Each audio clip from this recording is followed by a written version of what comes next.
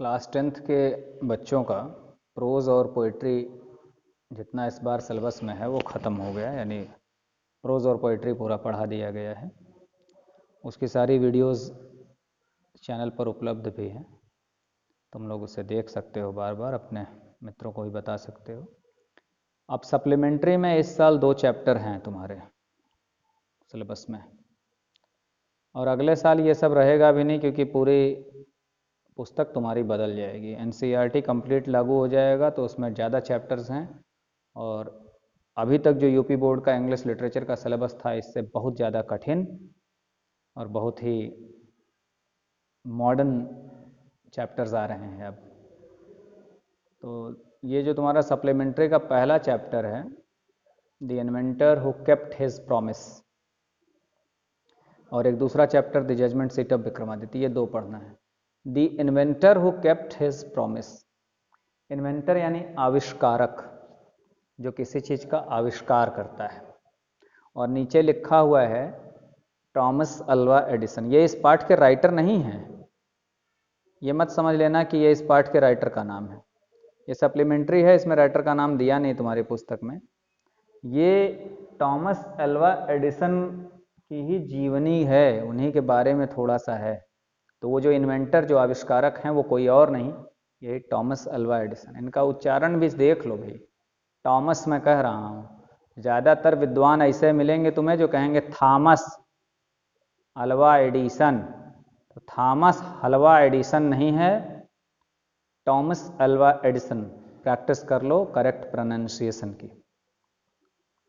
The inventor who kept his promise, यानी एक आविष्कारक जिन्होंने अपना वचन निभाया। प्रॉमिस यानी वचन, प्रतिज्ञा को पूरा किया। बड़ा ही प्रेरणादायक पाठ है, बड़ा ही रुचिकर। अभी हम लोग पढ़ रहे थे 9th क्लास में, तो उसमें ट्रूली ब्यूटीफुल माइंड नाम का एनसीईआरटी में चैप्टर है, वो आइंस्टाइन के बारे में। तो इन लोगों के बारे में पढ़ना बड़ा रोचक भी होता है, बहुत ही प्रेरणादायक भी। इनसे ढेर सारी बातें सीखी जा सकती हैं। तो ये चैप्टर, इसमें एडिसन के बचपन की कुछ घटनाएं और बाद में भी। एक बात और बता दूं कि ये इस चैप्टर में नहीं है, लेकिन बता दूं, सबसे ज़्यादा पेटेंट एडिसन के नाम पे है, यानी सबसे ज़्यादा चीज़ों का खोज। जब आदमी कोई नई चीज़ बनाता है ना, कोई खोज लेता है, तो एक लीगल प्रोसेस है, कानूनी प्रक्रिया, उसको अपने नाम पे लोग पेटेंट कराते हैं कि इस चीज़ का आविष्कार मैंने किया। तो सबसे ज़्यादा पेटेंट इस आदमी के नाम पे है। और ये आदमी कितना स्ट्रगल किया अपने लाइफ में, कितना संघर्ष किया है, और बचपन में कैसे थे। आज एक बड़ी समस्या है कि ये हम लोगों के साथ है समस्या, शिक्षकों के साथ, कि हम लोग जिज्ञासु बच्चों को पसंद नहीं करते। बच्चों का क्वेश्चन पूछना हमें पसंद नहीं। अच्छा, बच्चे भी वैसे ही, गार्जियन भी ऐसे हैं कि अगर हम बच्चों को किसी चीज़ के लिए, सही चीज़ के लिए भी डांटते हैं तो कई बार बच्चों को भी बुरा लगता है, उनके अभिभावकों को ही। हमारे समय में तो ये था भाई कि अध्यापक बहुत ज़्यादा मारपीट भी देते थे, और हम लोग डर के मारे घर नहीं बता पाते थे, क्योंकि घर बताते तो और पिटाई होती कि तुम ऐसा काम क्यों किए, गुरुजी को मारना पड़ा। आज तो मास्टर को खुदा गार्जियन लुलुआए रहता है, भले उसको खाने का ठिकाना ना हो। एक सत्यता है समाज की। अध्यापकों के अंदर भी गिरावट आई कि बच्चा अगर जिज्ञासु है, कुछ पूछता है तो उसे डांट दिया जाता है। ये समस्या हमेशा रही, लेकिन मेरा ये भरसक प्रयास रहता है कि जिज्ञासा को मरने न दिया जाए, और क्वेश्चंस मन में आने चाहिए। जिस दिन तुम्हारे अंदर क्वेश्चंस आने बंद हो गए, उस दिन एक व्यक्ति के रूप में मृत्यु हो गई, समझ लो। जिज्ञासा जब बच्चा शुरुआत में ये क्यों कैसे ये पूछता है और उसे वहीं डांट पड़ जाती है, तो वो छोटा सा जो जिज्ञासा का पौधा होता है वहीं मर जाता है। तो सबसे ज़्यादा पेटेंट इनके नाम पे है। अब हम लोग चैप्टर देखते हैं। When you want to read at night, you simply press a switch and the electric light gives you light. Do you know who invented the electric light?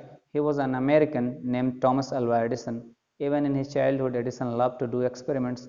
He was fond of asking questions, and he was never satisfied till he got the right answers. There are many stories about his childhood, and here are a few of them. When you want to read at night, जब आप रात को पढ़ना चाहते हैं, रात को आपकी पढ़ने की इच्छा होती है, you simply press a switch and the electric light gives you light. आप केवल एक बटन दबा देते हैं और बटन दबाते ही जो बिजली की बत्ती है वो आपको प्रकाश देने लगती है। Do you know who invented the electric light? जानते हैं आप इस इलेक्ट्रिक लाइट का आविष्कार किसने किया? He was an American. वो एक अमेरिका के रहने वाले नागरिक थे, अमेरिका देश के निवासी थे। उनका नाम था टॉमस अल्वा एडिसन। तो ओपनिंग पैराग्राफ में ही ये बात तुम्हें इंट्रोड्यूस करा दिया कि उनका सबसे बड़ा जो खोज है, वो सबसे बड़ी खोज, वो इलेक्ट्रिक बल्ब या electric light. Even in his childhood Edison love to do experiments. अपने बचपन में भी उन्हें एक्सपेरिमेंट्स करना बड़ा पसंद था। He was fond of asking questions and he was never satisfied till he got the right answers. He was fond of asking questions.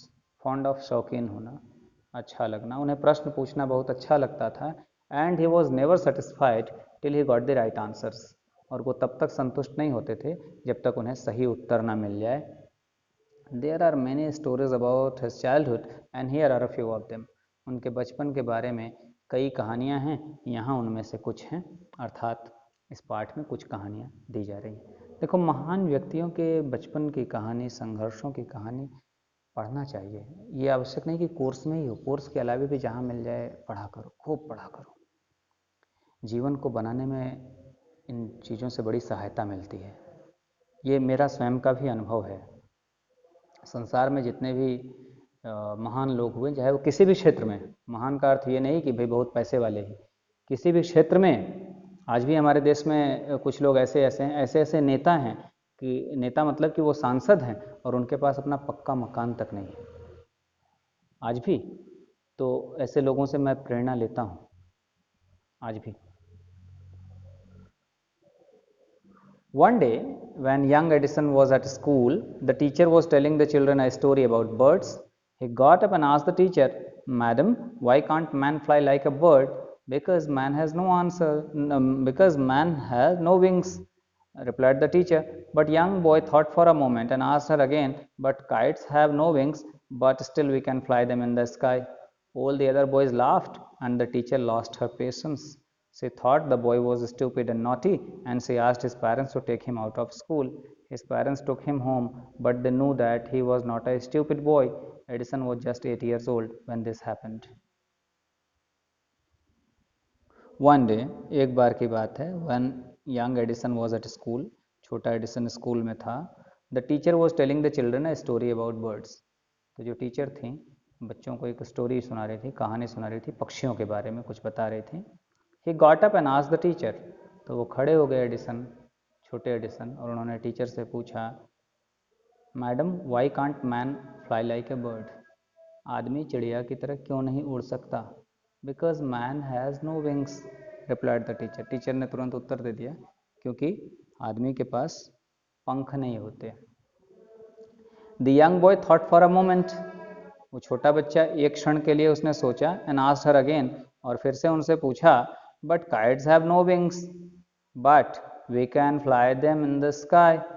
तो लेकिन पतंग के भी तो पंख नहीं होते, लेकिन फिर भी हम उनको आसमान में उड़ा सकते हैं। तो एक तर्क उसने दे दी कि भी पतंग तो हम उड़ा लेते हैं, उसके भी तो पंख नहीं होते। All the other boys laughed and the teacher lost her patience.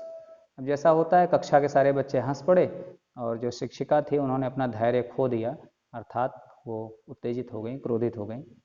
She thought the boy was stupid and naughty. उन्होंने सोचा कि लड़का नॉटी है, बदमाश है, दुष्ट है, और स्टूपिड, मूर्ख भी है। And asked his parents to take him out of school. और उनके माता पिता को बुला के कहा कि भाई इसको स्कूल से निकालिए, ले जाइए।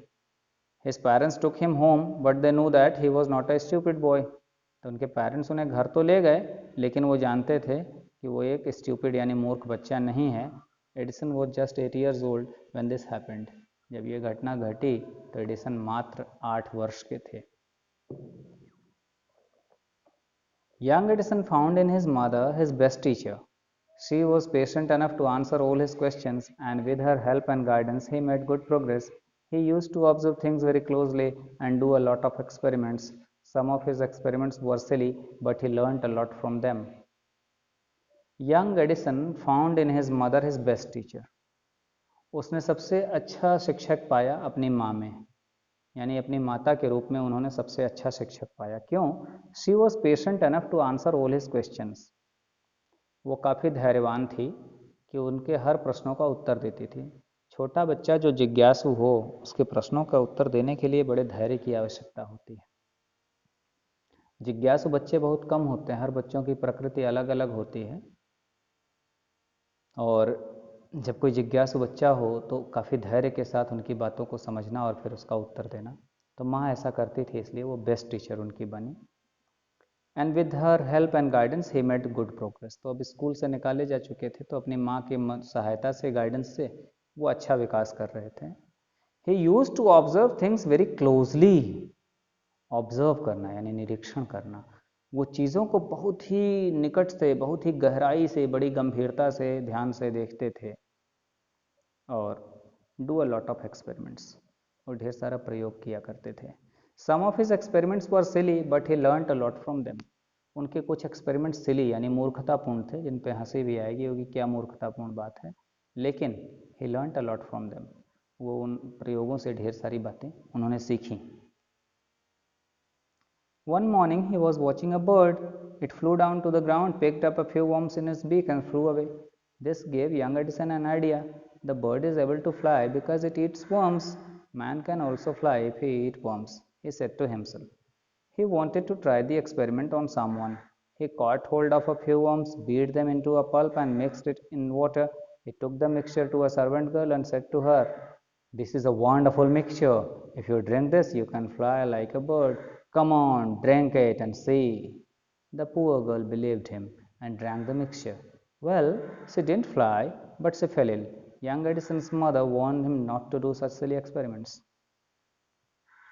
One morning, एक सुबह की बात है, he was watching a bird. वो एक चिड़िया को देख रहा था.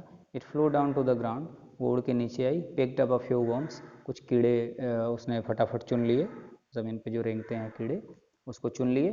And flew away, और उड़ गई. अब इस घटना को देख के सुबह सुबह this gave young Edison a new idea, ये छोटे एडिसन के मन में एक आइडिया आ गया, एक विचार आया. The bird is able to fly because it eats worms. Bird उड़ पाती है क्योंकि ये कीड़े खाती है. एक विचार आ गया बच्चे के मन में कि ये चिड़िया इसलिए उड़ पाती है क्योंकि ये कीड़े खाती है. Man can also fly if he eats worms. तो आदमी भी उड़ सकता है अगर वो कीड़े खाए तो. ही सेड टू हिमसेल्फ, उसने अपने आप से कहा या अपने मन में सोच लिया इस बात को कि चिड़िया उड़ती है क्योंकि कीड़े खाती है, इसलिए आदमी भी अगर कीड़े खाए तो उड़ सकता है. He wanted to try the experiments on someone. वो चाहता था इस प्रयोग को किसी पर करे. ये एक्सपेरिमेंट, ये प्रयोग किस पर करे. He caught hold of a few worms. कुछ कीड़े पकड़े. Beat them into a pulp. और उनको कूट दिया, कूट के पीस के उनकी पल्प यानी लुगदी बना दी. And mixed it in water. और पानी में मिला के उसका घोल बना दिया. He took the mixture to a servant girl. और एक नौकरानी की बच्ची थी, उस लड़की के पास ले गया. And said to her, और ले जाके उस लड़की को बोला, this is a wonderful mixture. ये बड़ा आश्चर्यचकित करने वाला मज़ेदार जादुई मिक्सचर है, ये मिश्रण है. If you drink it you can fly like a bird. अगर इसको पी लोगी ना तो पक्षी की तरह उड़ने लगोगी. Come on, drink it and see. आओ पियो देखो. मतलब खूब ऐसे चढ़ाया बढ़ाया. The poor girl believed him. और वो बेचारी लड़की विश्वास कर गई उसको. भोली भाली लड़की विश्वास कर गई. And drank the mixture. और उस मिश्रण को पी गई. Well she didn't fly. अब क्या लगता है तुम्हें, उड़ गई होगी. तो लिखता है writer, well she didn't fly. अच्छा वो उड़ी तो नहीं, बट शी फेल इल, लेकिन बीमार हो गई. Young Edison's mother warned him not to do such silly experiments. तो छोटे एडिसन की माँ ने चेतावनी दी कि ऐसे मूर्खतापूर्ण प्रयोग मत किया करो.